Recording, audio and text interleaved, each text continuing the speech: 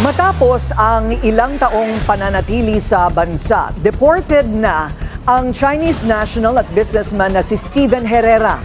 Pero bukod sa kanyang pekeng identity, questionable rin umano ang kanyang koneksyon sa ilang mga opisyal sa Batangas kung saan nakatayo ang kanyang mga kumpanya. Ang detalye sa Part 2 ng exclusive agenda report ni Joash Malimban. Sa Facebook live video na ito na posted noong February 1, 2024, kita si former Duterte and senatorial aspirant Raul Lambino kasama ang ilang matataas na miyembro ng Chinese Communist Party at malalaking Chinese businessman. Sinabi rito ni Atty. Lambino na nasa Fujian, China siya para sa aniyay Business and Economic Deals bilang Chairman and President ng Association for Philippines-China Understanding Incorporated o APCU. Spotted sa video si Steven Herrera, ang big-time businessman sa Batangas na unang iniulat ng Billionaire News Channel na arestado noong July 2024 at na-deport nitong March 2026 matapos mag-alaalis guwo. Listed si Herrera bilang major shareholder ng dalawa sa mga pinakamalalaking quarrying operations sa Taysan, Batangas, ang Eco Summit Aggregates Corporation at ang Golden Mountain Aggregates Corporation, at dating authorized representative naman ng isang Chinese-owned tile manufacturing company. Sa isang bahagi pa ng video, spotted din si incumbent Vice Governor at nooy Batangas Governor Hermelando Dodo Mandanas. Ito yung aming mission ni Governor Mandanas, mapalapit muli ang ugnayan ng Pilipinas at China sa pagninegosyo ang pinuntal namin dito. Sa isang pahayag sa Billionaire News Channel, sinabi ni Lambino na inimbita siya ng Fujian Provincial Government na dumalo sa opening ceremony ng ASEAN-China Spring Festival Carnival Conference bilang pinuno ng kanyang NGO. Pero hindi raw niya kilala si Herrera at ito lang daw ang unang pagkakataon na nakita niya ito. Dagdag ni Lambino, bagaman magkasama sila ni Mandanas sa video, hindi niya raw alam kung bakit nandoon din ang dating gobernador. Noong araw na inaresto si Herrera, kinumpirma rin sa amin ng Immigration Bureau na pinuntahan siya ng isang Attorney Virgilio Macasait Jr. para magsilbi bilang initial legal counsel nito.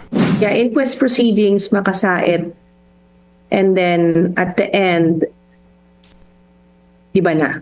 Parte ng isang private law firm si Macasait, pero noong panahong ito, siya rin ang nakaupo bilang head ng Internal Audit Services ng buong Provincial Government of Batangas. Isang posisyon sa ilalim mismo ng Office of the Governor na binuo lang noong 2018. Kilala rin siya bilang isa sa mga pinakamalapit na opisyal kay Mandanas. Ang kanyang paliwanag, mismong si then Governor Mandanas ang tumawag sa kanya para ilapit ang concern ni Herrera.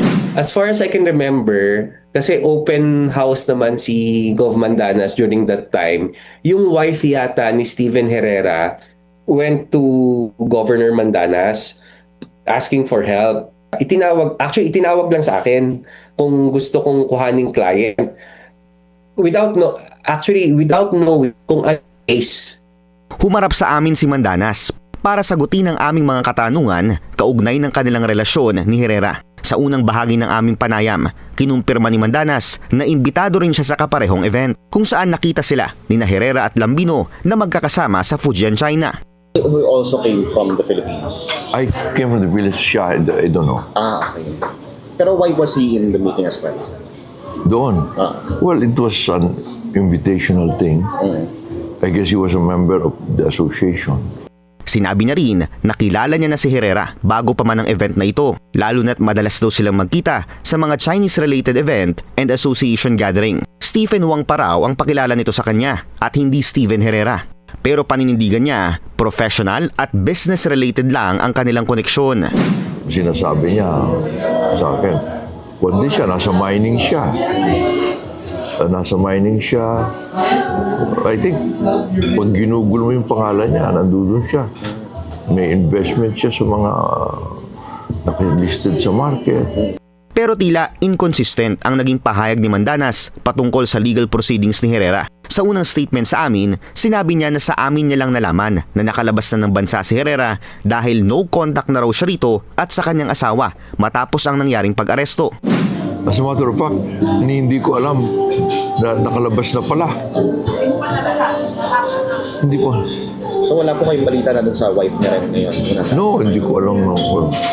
Pero sa latter part ng aming interview, inamin niyang nakakausap niya si Herrera habang nakadetain ito sa BI. Bawal ito ayon sa immigration dahil pamilya embassy at legal counsel lang daw ang pwedeng makausap ng isang foreign detainee. Okay. Ano pong napag-uusapan niya usually pag ano? Sabi ko, nasa loob ko pa ba? Nasa loob pa daw siya. Pero lagi naman yung nilalamig. Lalabas na. Hindi ko alam na nakalabas na pala siya nung isang tumawag from China siguro. O, nasan ka? Nandito na ako sa China. Sa pagkikwento pa ni Mandanas, isa raw si Herrera sa mga naglalapit sa kanya sa mga Tsino na nais magnegosyo sa bansa, partikular na sa Batangas. Kilala ang huling gubernatorial administration ni Mandanas sa maraming partnerships at foreign investments na nakuha nito mula sa China. Noong 2018, lumagda ng sisterhood agreements ang Batangas sa 4 Chinese provinces sa ilalim ng pamumuno ni Mandanas. Mayroon din siyang sariling Chinese name na Wan Yonggao, ayon sa Chinese media articles. Sa kabila ng mga umano'y kaso ng irregularidad sa mga dumadayong Chinese national, nanindigan si Mandanas na wala siyang alam sa mga illegal operations. At tinutulungan lang daw niya ang mga Tsino na siya mismo ang nag-imbita na makapagtrabaho sa kanyang lalawigan. Para sa Agenda, Joash Malimban, Billionaire News Channel. Naglabas naman ng pahayag ang legal counsel ng Time Ceramics Philippines kaugnay ng naunang ulat ng Billionaire News Channel. Paglilinaw ng kumpanya, pinutol na nila ang lahat ng kanilang koneksyon kay Steven Herrera. Nagsilbi lamang daw itong local representative at translator sa mga panahon na inaayos pa ang mga kailangang permit at dokumento. Siniguro rin ng Time Ceramics na dokumentado ang lahat ng kanilang empleyado. Manatiling nakatutok sa Billionaire News Channel. Sumubaybay sa aming social media accounts at mag-subscribe sa aming YouTube channel para sa mga bago at eksklusibong balita.